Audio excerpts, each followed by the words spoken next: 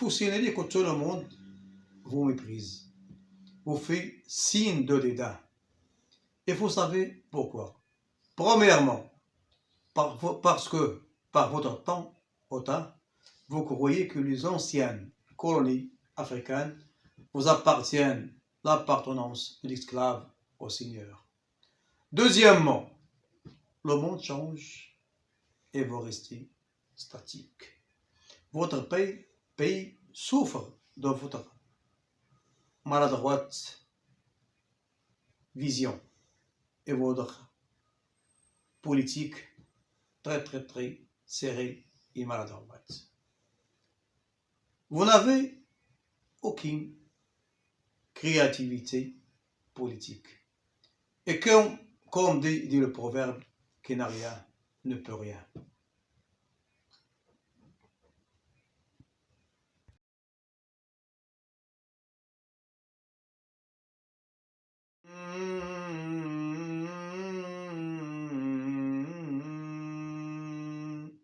Monsieur le Président veut mener la France vers une voie suicidaire. Des nations colosses à une nation ordinaire.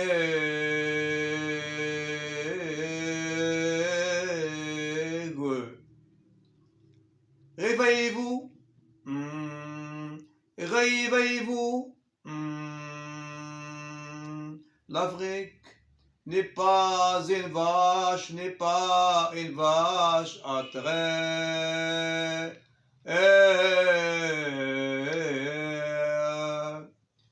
Vérité brillante, étincelante, que ne va pas vous plaire.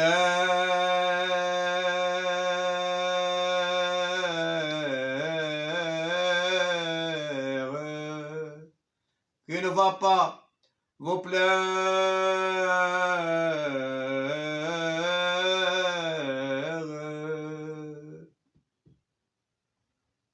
Il faut faire sa place à cette émotion et surtout ne pas se comporter de manière arrogante. Pourquoi vous dites ça ? Parce que souvent, j'ai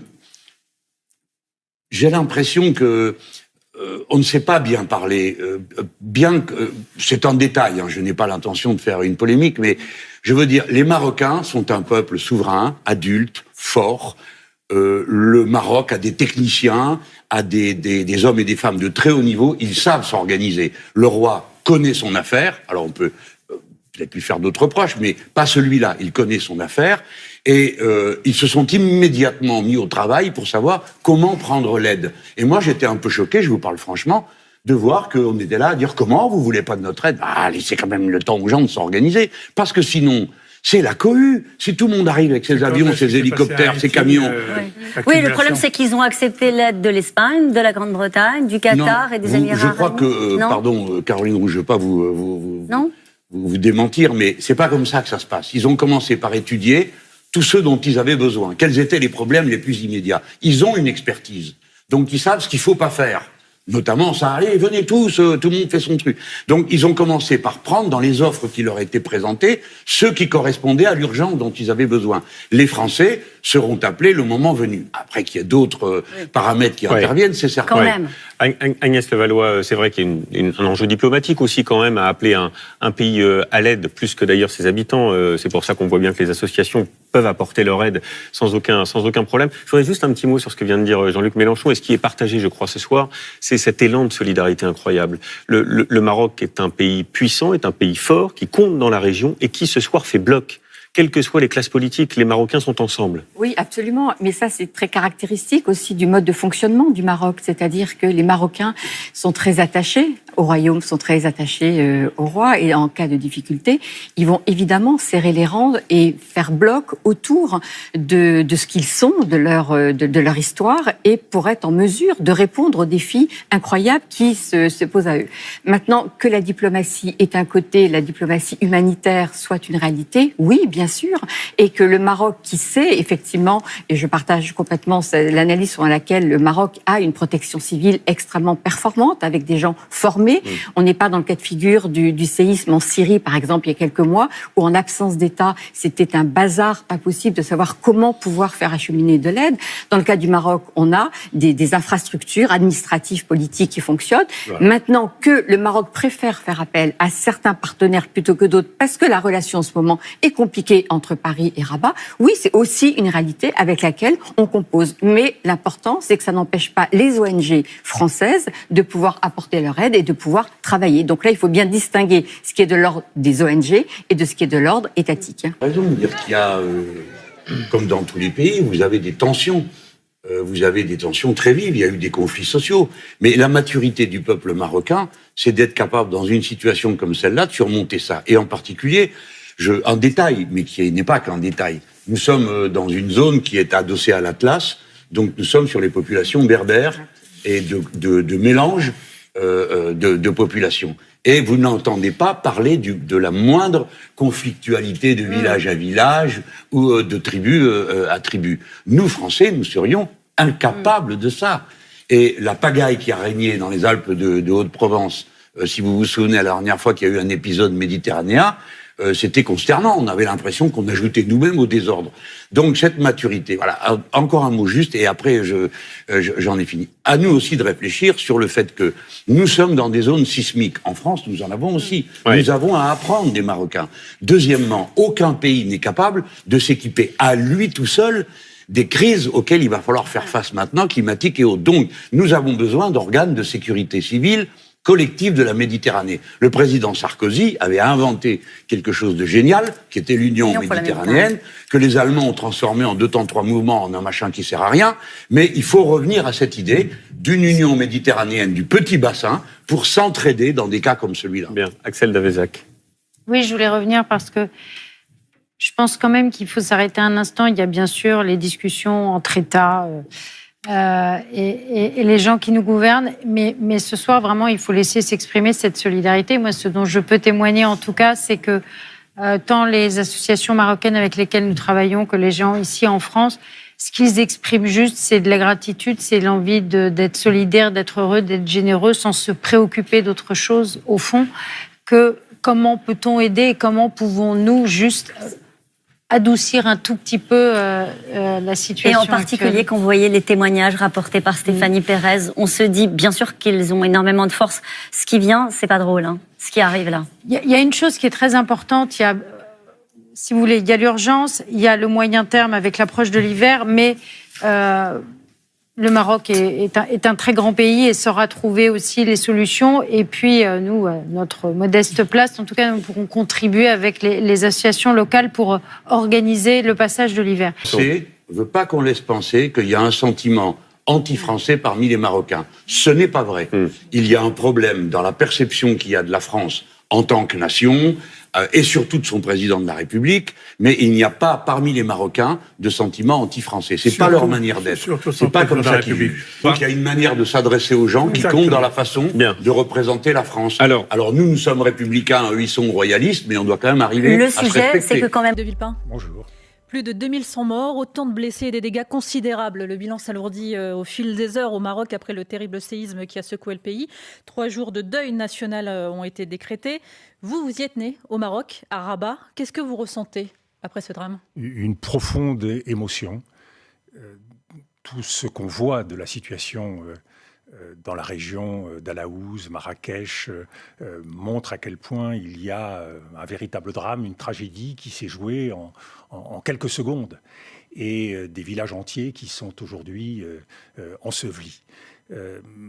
Dans ce contexte, le magnifique élan qui s'exprime aujourd'hui à travers le monde, et particulièrement en France, parce qu'il faut mesurer cette relation si particulière qui existe entre la France et le Maroc. On va en parler. C'est pas seulement 2 millions de Marocains ou de binationaux vivant en France, c'est aussi 50 000 Français qui vivent là-bas et 4 millions de touristes chaque année.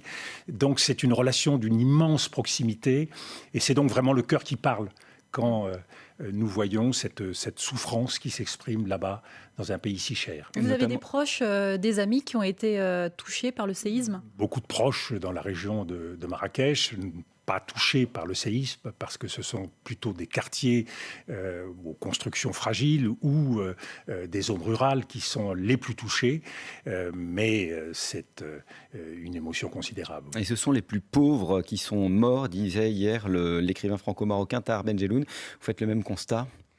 Oui, bien sûr, parce que ce sont les maisons en pisé, les maisons en pierre sèche qui sont les plus fragiles. Et puis l'épicentre est dans le Haut-Atlas, dont toute cette région d'Alaouz est particulièrement touchée. C'est une région qui a déjà été éprouvée par d'autres séismes, avec des lignes de fracture qui atteignaient aussi cette région. On se souvient évidemment en 1960 du drame d'Agadir. On se souvient du drame d'Al-Hoceima en 2004. Et puis dans les siècles plus anciens, la ville de Fès qui avait été rasée. Donc ce n'est pas une surprise, mais l'ampleur du drame, la soudaineté du drame, le désarroi des populations, et évidemment tout cela nous touche profondément. Tout le monde s'interroge ce matin sur le silence du roi Mohamed VI qui ne s'est toujours pas exprimé. La monarchie chérifienne ne fonctionne pas comme un pays comme la France. Le roi est un homme extrêmement discret, ce qui ne veut pas dire qu'il n'est pas très présent au milieu de son peuple. Donc il faut bien se garder d'interprétations erronées sur ce qui se passe aujourd'hui au Maroc. On parle d'une visite très prochaine, dans les prochaines heures, du roi du Maroc à Marrakech. Mais quoi qu'il en soit, il a réuni un cabinet de crise, l'armée mobilisé, le gouvernement est mobilisé, et la proximité du Maroc avec son peuple est quelque chose d'extrêmement important et quotidien. Il avait planté en 2004 sa tente à côté d'Al-Hoceima. Je n'ai aucun doute sur le fait qu'il sera au rendez-vous, bien sûr, dans ce drame. Dominique de Villepin, depuis le séisme vendredi soir, de nombreux pays ont tendu la main au Maroc pour offrir leur aide. Après un long silence, le Royaume a seulement accepté l'aide de 4 pays, l'Espagne, la Grande-Bretagne, le Qatar et les Émirats arabes unis. Comment vous expliquez cette réserve ? Alors je crois que l'argument qui est mis en avant par les autorités marocaines est un argument sérieux, l'argument technique qui consiste à faire en sorte que la planification des aides puisse garantir l'efficacité. Mais en Turquie, au mois de février dernier, cet argument technique ne valait pas. Oui, nous sommes là dans des villages très difficilement accessibles, pour ne pas dire inaccessibles dans certains cas, quand les routes sont effondrées. Et donc un embouteillage d'aide n'aurait pas permis d'apporter davantage et au contraire aurait été contre-productif. Donc je crois que c'est un argument très sérieux. Il faut planifier, organiser dans le temps pour s'assurer que tout cela sera efficace. Mais derrière ça, il n'y a pas une question de fierté nationale quelque part. On ne demande pas de l'aide à n'importe quel pays. On choisit qui on permet d'entrer chez nous. Alors là, il y a 2 facteurs. D'abord, je ne veux pas faire de lien de cause à effet, ce serait déplacé dans ces circonstances. Mais il y a un contexte de très forte tension entre le Maroc et la France. Ces tensions, elles durent maintenant depuis longtemps. Il y a déjà eu dans le passé des difficultés entre la France et le Maroc, y compris sous le général de Gaulle. On se rappelle tous de l'affaire Ben Barka en 1965, mais il y en a eu d'autres, sous Nicolas Sarkozy, à la suite de la commande des F-16 et non pas des Rafales. Il y a eu des fritures, mais là, c'est plus tendu. Là, il y a une conjonction de facteurs. Il suffit de rappeler l'affaire des visas, il suffit de rappeler l'affaire d'espionnage du logiciel israélien, et les Marocains ont eu un sentiment d'instrumentalisation de cette affaire. L'affaire des visas, c'est la réduction par la France du nombre de visas délivrés. La réduction de moitié par la France. Désormais, l'affaire est réglée, la ministre des Affaires étrangères s'est rendue là-bas. L'affaire d'espionnage, c'est donc un logiciel israélien qui a été appliqué, qui aurait pu écouter un certain nombre de dirigeants français. Dont le président de la République, Emmanuel Macron. Et une condamnation du Parlement européen avec un sentiment d'incompréhension du côté marocain. Et puis, il y a bien sûr les relations avec l'Algérie. Les Marocains ont eu le sentiment que la France était pleine d'égards pour l'Algérie et n'accordait pas les mêmes égards au Maroc. Et puis, bien sûr aussi, l'affaire du Sahara occidental avec un changement de donne. Et là, il faut rappeler à quel point le Maroc a fait des progrès dans la dernière décennie, à la fois en croissance économique. C'est un pays qui a une croissance de 8-9%. Évidemment, après le Covid et la crise financière, les choses sont un peu plus compliquées. Mais c'est un pays aussi qui a aujourd'hui une aura internationale en Afrique. C'est la tête de pont vers les pays africains et des relations avec le Moyen-Orient qui ont été renouvelées à la suite des accords d'Abraham.